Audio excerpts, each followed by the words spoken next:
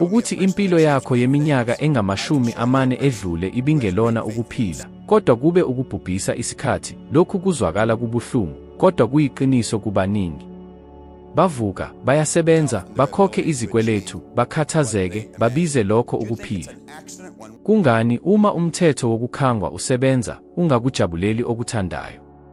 Inkinga iwukuthi abantu abanalo ukukholelwa emandleni abo okuzuza izifiso zabo. Kukhona isithunzi esithi, lokhu akuyona into yakho, yamukela isimo sakho, ulahle iziphephelo zakho. Kepha ngizothi uma ungachaza kahle okuthandayo, ngingakukhombisa indlela yokuzuza.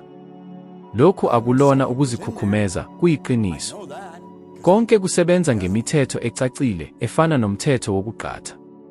Umthetho wokukhangwa awukhethi, awuhlukaniselani, uyaphendula kuphela ekuzinzeni kwakho. Inkinga ayisiyona ukungabi nazifiso, kodwa ukungabi nengqondo. Uthi ufuna ucebile, kepha uhlale ufikile ngezikweletu, iyiphi amandla okuthumela?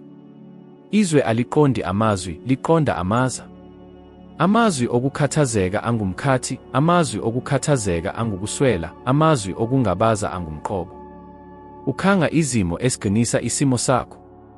Ngingakhumbula ngicabanga ngezikweletu zami ezingaphezu kwemali yonyaka. Ngingena ezikweletwini, ngingaboni ukukhanya. Umphumela, ngizibambe ngizindla ngendlela yokukhokha izikweletu zami. Ngivuka ngikhathazekile, ngichitha usuku ngikhathazekile, ngilala ngikhathazekile. Ngangingazi ukuthi yilokho okubangela ukuthi lutho lungashintshi. Ukucabanga okunamandla kukhanga. Angizange ngikhangwe izixazululo, ngikhangwe izikweletu eziningi, izinkinga eziningi. Kungani abantu bephishekela izinto iminyaka ngaphandle kokuzifeza? Ucabanga uthi, ngingathanda ukuphefumula ngingakhathazeki ngemali? Lokhu kukhanga ukuswela. Njengokuzama ukuphuma elabirinthi ubuka izindonga kuphela. Awukuboni ukukhanya ngoba ubuka izithiyo. Isifundo sezezimali sibonisa ukuthi abantu abangaphezu kwama-70 bakhathazeka ngokulahlekelwa imali, hayi ngokuyenza. Lokhu kuveza isimo sengqondo sokudlondlobala, hayi sokukhula. Uyimfihlo ukushintsha ukugxila. Ufuna ucebile, cabanga ngobuningi. Ufuna impilo, cabanga ngamandla. Ufuna uthando, cabanga ngothando. Akukhona ukungazinaki izinkinga, kodwa ukungazinikeli wonke umoya wakho. Njengomsakazo. Ufuna ijazz, kepha ubuka izindaba ezimbi. Ingqondo yakho isebenza kanjalo. Cabanga ngabantu abashintshile impilo yabo. UJim Carrey wabhala isitifiketi semali eyizigidi ezi10, wasigcina, walifunda nsuku zonke. Akagxilile ezinkingeni zakhe, kodwa ekufuneni kwakhe. Eminyakeni eminingi kamuva, wathola imali efanayo ngefilimu yakhe. Yini eshintshile? Amazwi akhe. Abaningi bathanda ukukholelwa, angingakwazi. Abanye bathanda ukukholelwa, nginguyena, nginalokho, ngikufanele. Uzama kangaki ukushintsha impilo yakho, uqhubeka wenza izinto ezifanayo, cabanga izinto ezifanayo. Uzama kangaki ukuxazulula inkinga yezezimali ngokunciphisa izindleko kuphela, hayi ngokwandisa imali yakho. Ucabanga kangaki ukuthi uzoba nje ujabule uma izinkinga zakho zixazululiwe, kunokuba ujabule manje ukukhangisa izinto eziningi zokujabula. Uma ungakwazi ukukholelwa, uyoqhubeka ukholelwa. Umthetho wokukhangwa awuhluleki. Abantu bayeka ukuwusebenzisa. Bafuna ucebile, kepha baqhakaza ukuswela. Bafuna impilo, kepha baqhakaza ukukhathazeka. Bafuna uthando, kepha baqhakaza ubuwena. Amazwi akho eminyakeni edlule achaza imiphumela yakho. Konke okuthandayo kukhona, kodwa akusikho esimweni osiqonda manje. Imigomo, amaphupho, impumelelo ikhona emazingeni athile. Njengomsakazo, amaza amaningi atholakala ngasikhathi sinye, kepha uyalalela okukhethile. Uma ungalaleli umculo owufunayo, akusona ukuthi awukho ushintsha umsakazo. Abantu abaningi bafuna ucebile, kepha bahlala bekhuluma ngokuphahlazeka, ukuqina kwegagasi, ukungasebenzi. Uthi ufuna inkululeko, kepha uchitha amahora ekhala ngomsebenzi awuthandi. Bafuna uthando. kepha baqhubeka bekuluma ngokudangala. Bafuna impilo, kepha baqhubeka becabanga ngokwesaba nesifo. Njengokuzama ukulalela ijazz esiteshini sezempi. Uma ushintsha umsakazo, uzoqhubeka uthola okufanayo. Ngifunde lokhu ngendlela elula, kepha ephumelelayo. Cabanga ngefoni yakho. Inezinombolo ezizimele? Uma ngibiza le nombolo, kungakhathaliseki ukuthi ukuphi ifoni yakho izothinta. Kungani? Ngoba zombili izinto zixhunyanisiwe kumazinga afanayo. Cabanga ukuthi lokhu kwenzeka phakathi kwakho nalokho okuthandayo. Imali oyifunayo ikhona ezingeni elithile. Impilo oyifunayo ikhona ezingeni elithile. Ubudlelwano oyilomile kukhona ezingeni elithile. Okunquma ukuthi nizoxhumana yini ukulungiswa kwengqondo yakho. Lokhu ngikubone ngishintsha ukugxila kwami. Ngaphambi kwalokho, ingqondo yami yayixhunyiwe ezingeni lesikweletu, ukwesaba, ukuswela. Kungakhathaliseki ukuthi ngifuna okuhle kangakanani, angizange ngikwazi ukukhangwa, ngingithumela isinjwayelo esibi. Ukuhluka kuqale ngigcwalisa izicabango zami ngezithombe zobuningi. Anginaso lutho elikhona emhlabeni, kepha ngaphakathi kwengqondo yami, ngiqale ukuphila njengokungathi sekukhona. Kancane kancane, lesi shintsho sezinga liqale ukuletha amathuba amasha, abantu abasha, imibono emisha. Lokhu kuyinye yezinto ezingaqondakali kakhulu mayelana nomthetho wokukhangwa. Akuyona into yokufuna into ngamandla bese ulinda iwe ezulwini. Kuyinto yokulungisa ingqondo yakho ukuze uzizwe uxhumene nalokho okuthandayo. Uma ushintsha izinga, ukhanga abantu, izimo, izinto eziqhakaza ngendlela efanayo. Njengokungathi amasango ayeyavalwe aqala ukunyatheliswa. Bheka Oprah Winfrey. Uzalwe ebumpofu, wabhekana nokuphathwa kabi nezithiyo ezingacabangi. Kepha esemncane, waqala ukubona nokuzizwa yena impilo ayifunayo. Kungakhathaliseki ukuthi wayekuphi, ingqondo yakhe yayisesiteshini esinye, ilungisiwe ebuningini, ethonya impumelelo. Namuhla, umlando wakhe ubufakazi bokuthi uma ushintsha izinga, ushintsha konke. Lesi isikhokelo sokucabanga akulona olukhulu, uhlelo lokusebenza. Ubuchwepheshe lubonisa ukuthi ubuchopho bethu bufana nesikhokelo. Uma sihlakulela izicabango ezinhle nemisindo engqondweni yobuningi, indawo zengqondo eziphethwe isisusa nobungcwethi zivuka, zikhulula idopamine futhi ziqinise ubukhona obenza sibe nobuchule bokuthola amathuba emhlabeni. Uma ushintsha ukulungiswa kwakho, uqala ukubona izindlela ezingabonakali ngaphambili. Cabanga ngokuthembeka, iyiphi isiteshi ohlala kuzo eminyakeni edlule. Uma othile ekuthanda ukubuza, amazwi akho aqinisa ubuningi noma ukuswela. Ukhuluma ngezinto eziningi noma izinkinga. Konke okuphindaphinda ngamagama, izicabango, imizwa ibe yizinga okuthunyelwa ezweni. Izwe, njengesipiliyoni, libuyisela amandla afanayo. Umuhle uqala uma uqala ukushintsha ukulungiswa. Uma uqala ukushintsha umbono wakho ukuze ube nengqondo yobuningi, inkululeko, impilo, uthando. Ukuthola izinto ofuna ukuthi ziqale ukusondela kuwe, njengensimbi ekhangwa yimagnethi. Akuyona isifiso esikhangayo. Yilinga. Amaparadigm. Lezi zinhlamvu ezine zihlala zibopha. Ngichithe isikhathi esiningi ngingazi ukuthi ngiboshwe amaparadigm, imibono efakwe ebuntwaneni eyalela okwengeziwe kulokho esikwenzayo. Uma uzalwa, konke okungena engqondweni yakho kwamukelwe ngaphandle kokubuza. Umncintisana anawo umkhiqizo, uthola umsindo, iphunga, isithombe, umbono, futhi lokho kuyaphuma. Isithombe sakho, lelizwi elithi, lokhu kuyami noma lokhu akulona lwami, lakhiwa khona futhi kusuka lapho kwakhiwa iparadigm ebusa ukubeka kwakho. Akuyona into yokudala indlela esisebenza ngayo. Kuyenzeka ukuthi sinengqondo ezimbili ezisebenza ngezindlela ezahlukene. Ingqondo ebonakalayo icabanga, izindla, inqoba. Ingqondo engaqondakali yamukela konke, ayihlukanisi phakathi kwalokho okuyikho nokucabanga. Ungacabanga ngento eningilizi kangangokuthi ingqondo yakho engaqondakali iyamukela njengeqiniso. Lokhu kuyinzuzo futhi kuyilokho abaningi abayikhiwa ngamaparadigm okuswela, akukho, anginawo amakhono, lokhu kusenzeka kimi. Le mibono iyagxilwa futhi ibe amapharadigi. Uma uzama ukushintsha impilo ngezizathu ezinengqondo, uthola udonga lwepharadigi.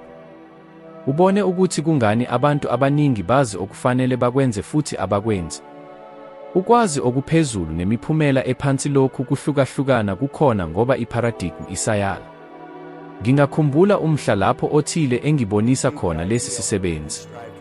Ngangilahleka, ngingabi nendlela, ngemiphumela embi, lapho indoda ihlezi nami futhi yenze okuthile okulula, ingqondo njengezindilingana ezimbili iqonde phezulu, engaqondakali ngezansi nomzimba njengesithululo ephakathi. Wathi kimi, ingqondo yakho engaqondakali yamukela konke. Ayikhethi phakathi kwalokho ocabanga ngakho nokuthi usekuphishekile. Uma ungalungisi okuqukethwe, uzophinda uphendule imibuzo elidala. Ngazizwa ngiyathukuthela futhi ngikhululeke. Ukuthukuthela ngokuqonda izikhathi eziningi engizihlubhile mina ngingazi.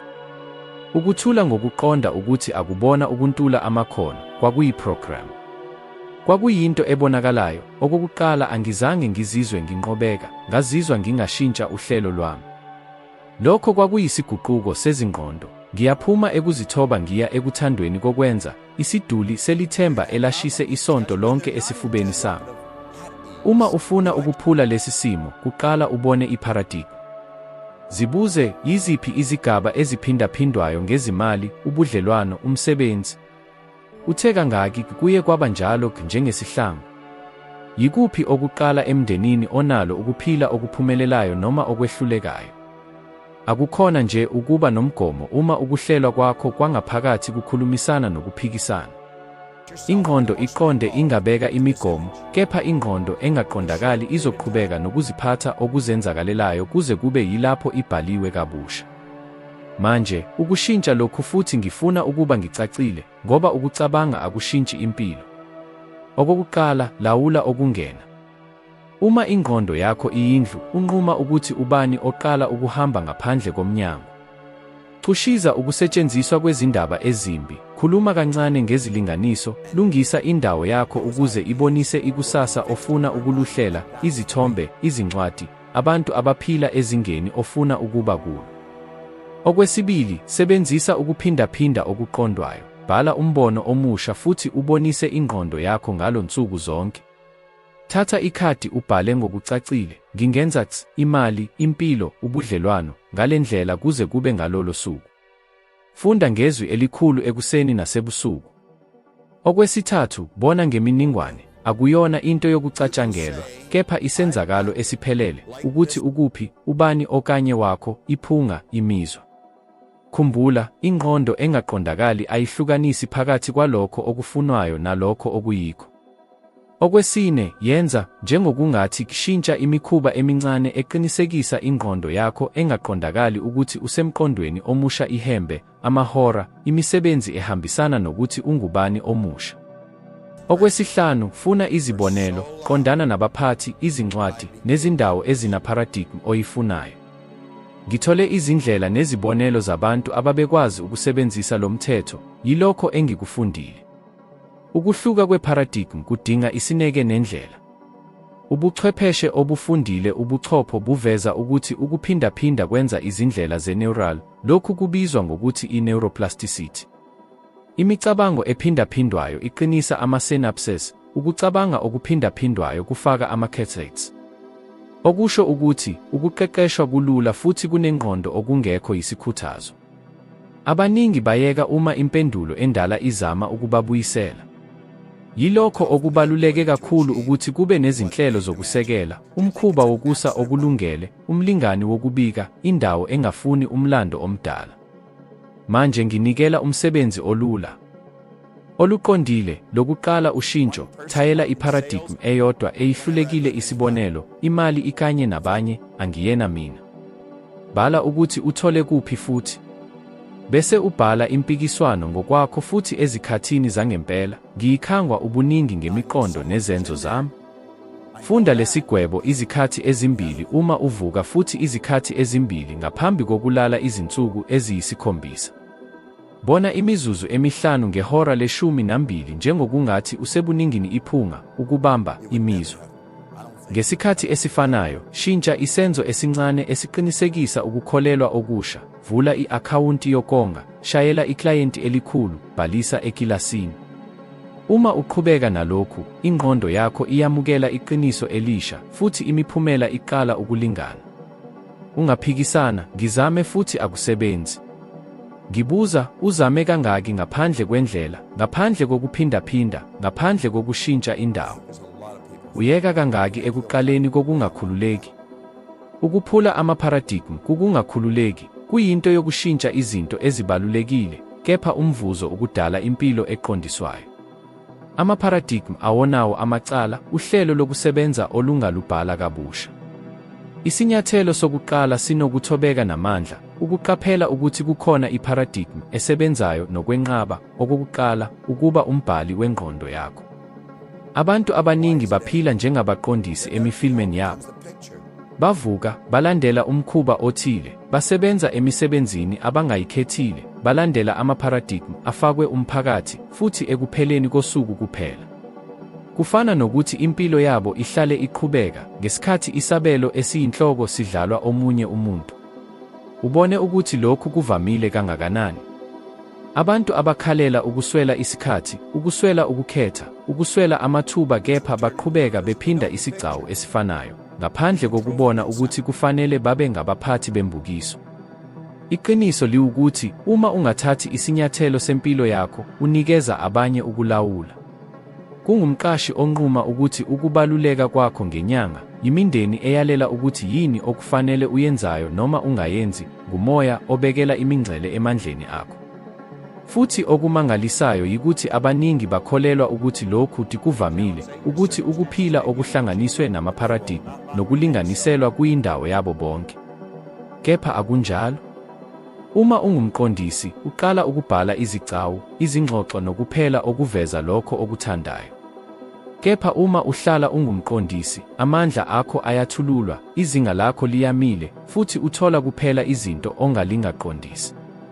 Kufana nokulinda izwe likupe ipremium uma ungangenanga ngisho nomdlalo. Lokhu kubonakala kuzo zonke izindawo, emsebenzini, uma wamukela imali efanele kunokuba ube nesikhundla, ebuhlotsheni, uma uhlala unesithukuthezi, empilweni, uma ulinde ukuthi ube nomkhuhlane ukuze uqale ukunakekela wena. Ubuchwepheshe buqinisekisa lo mkhuba. Isifundo sezezimali sibonisa ukuthi abantu abazibona njengabahloli bempilo yabo banesilinganiso esiphezulu sokuthula, ukunqoba nokubuyela ebusuku. Baphuhlisa lokho okubizwa ngokuthi i-locus yangaphakathi yokulawula, ukuqonda ukuthi izinqumo zabo zinethonya eliqondile kwimiphumela. Abanye abazibona njengabaqondisi, bekholelwa ukuthi konke kuncike enhlanzeni, uhulumeni noma kwabanye, bathambekele ekuboniseni ukukhathazeka okwengeziwe, ukucindezeleka okwengeziwe nokugcwaliseka okuncane. Lokhu akusona izehlakalo, kukhanya eliqondile lezinga lokucabanga abakhetha ukulugcina. Manje cabanga ngawe. Ubone kangaki ukuthi uphila isigcawu somuntu? Ubone kangaki amaphupho akho ahleli ngoba kwakubonakala kuphephile ukulandela indlela abantu ababeyilandela? Uye wangena kangaki izwi lakho ukuze uhlangane namagama angeyona oyakho? Ngalunye lolu khetho luqinisekisa indawo yokuqondisa. Ukuqala, qaphela ukuthi uma uthatha izintambo, indaba iyaguquka. Abantu ababengakukhathalelanga manje bayakukhuza. Ukuba yinkosimbethe akuyikusiqeda izingqinamba, kodwa kuyaziguqula zibe yingxenye yendaba, hayi ukuphela kwayo. Wena uqondisa ingxoxo, ukhetha indawo futhi unquma nini ukuguqula ikhasi. Umbuzo omkhulu uwukuthi, uzohlala nini ukhona nje efilimini lapho uzalelwe khona ukukhanya njengenkanyezi? Ukuzikhulula ezikweletini akusona isisombululo. Kubaluleke kakhulu ukuqonda ukuthi ingqondo ayisebenzi ngokuphika, iyaluqonda nje umbono owenziwe. Uma uthi ngifuna ukuzikhulula ezikweletini, ingqondo yakho iyakubona ubunzima. Lokho okuqaphela kukho kuqhubeka kukukhetha. Umthetho wokukhetha awuphenduli izifiso zakho, uphendula imibono nemizwa yakho. Uma uhlale ucabanga ngezikweleti, izikhathi zokukhokha, amazwana, yini oyicela enkosini? Uphinde uthole izikweleti, izikhathi zokukhokha, amazwana. Kwenzeka kimi. Izikweleti zami zazidlula imali yami yonyaka. Ngingenza ukubala okuningi ukulinganisa okungalingani. Kubonakala sengathi uma ngicabanga ngezikweleti, ngizithola ngezinye. Umgxeki wangitshela into elula kodwa eguqula konke. Bob, uma ufuna ukuzikhulula ezikweletini, ngeke ukwenze. Shintsha injongo yakho, funa ubucebi. Ekuqaleni kwakungathi akuqondi. Ubani onenkinga yezikweleti angaphila ngokuthanda? Kepha lokho kuguquka kwaba yikho konke. Ngabhala esikhaleni ukuthi ngifuna amadola ayi-25,000. Ngangingekho neze iplani, kepha ngaqala ukufunda lokho usuku lonke. Okokuqala, ingqondo yami yaqala ukubona ukunqaba, kungekhona ukushoda. Kwenzeka into emangalisayo, kwamane kwavela amathuba. Umuntu wanginika umsebenzi wokugeza izitebhisi, into engangingeke ngiyibone. Kepha njengoba ingqondo yami yayisebenza ngokuthola ubucebi, ngiyibonile ngandlela thile. Okwakungangithandi, manje kwakubonakala sengathi umsebenzi. Ngaqala ibhizinisi lami lokuqala, ngaphuma ezikweletini, ngathola ubucebi. Inkinga ayiyona ukushoda kwamathuba, inkinga iwukuthi ngangingaqapheli. Sayensi iyakuqinisekisa. Izifundo zezengqondo zibonisa ukuthi ubuchopho bunokukhetha, bubona izinto ezibalulekile. Kuthiwa isilawuli sokuqaphela. Uma uthenga imoto ebomvu, uyaqala ukubona izimoto ezibomvu yonke indawo. Zikhona, kepha ingqondo yakho iyazibona. Kunje nangemali. Uma uqaphela izikweleti, uyalibona iphutha, izinkinga, ukulinganiselwa. Kepha uma uqaphela ubucebi, ubuchopho buqala ukubona izindlela, izisombululo, amathuba ahlala ekuzungezile. Njengokuguqula ilensi. Cabanga ngabantu abaphila ngokukhokha izikweleti. Bacabanga ukuthi ukwanda kwemali noma ukunciphisa izindleko kuyasisiza. Kepha ngokushesha bayasikweleta futhi, ngoba injongo ayishintshi, ukuphuma ezikweletini. Umthetho wokukhetha awuhlukumi izifiso nembono. Ungafuna inkululeko, kepha uma umbono wakho uhlala ukhona ama-akhawunti, lokho kuzokukhetha. Yingakho abantu abanobuntu obucebile bekhula ngokushesha. Abazichithi amandla ekucabanga ngokushoda, bacabanga ngokwakha, ukwanda, nokukhula.